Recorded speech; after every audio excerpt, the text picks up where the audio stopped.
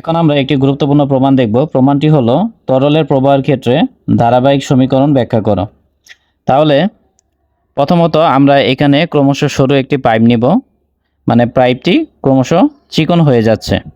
তাহলে পাইপের প্রথম অংশকে এক্স এক্স প্রাইম সেকশন ধরব, আর এখানে যে সরু অংশ আছে এটাকে ওয়াই ওয়াই প্রাইম সেকশন ধরব।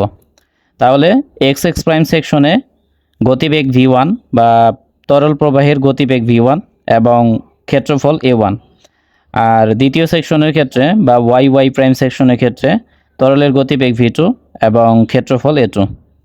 তাহলে মনে করি একটি ক্রমশ সরু পাইপ দিয়ে ক্রমশ তরল প্রবাহিত হচ্ছে, এটি তরল দ্বারা পূর্ণ। একথায় এখানে যে পাইপটি আছে এটি তরল দ্বারা পূর্ণ।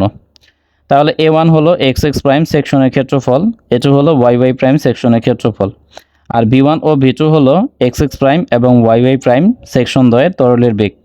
ডাব্লু হলো নির্দিষ্ট সময়ে প্রবাহিত তরলের ওজন, ওমেগা হলো তরলের আপেক্ষিক ওজন, কিউ হলো প্রবাহিত তরলের পরিমাণ বা প্রবাহের হার।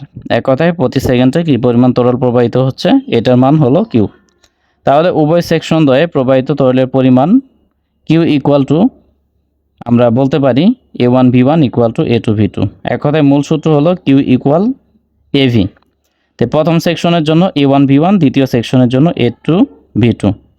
এক কথায় এখানে যে পাইপ আছে এখানে আমরা যতগুলো সেকশনে নেই না কেন প্রত্যেকটি সেকশনের জন্য তরল প্রবাহের হার সমান হবে। তাহলে আমরা অনুরূপভাবে বলতে পারি Q equal a1 v1, a2 v2, a3 v3, a4 v4 ইত্যাদি ইত্যাদি an vn পর্যন্ত।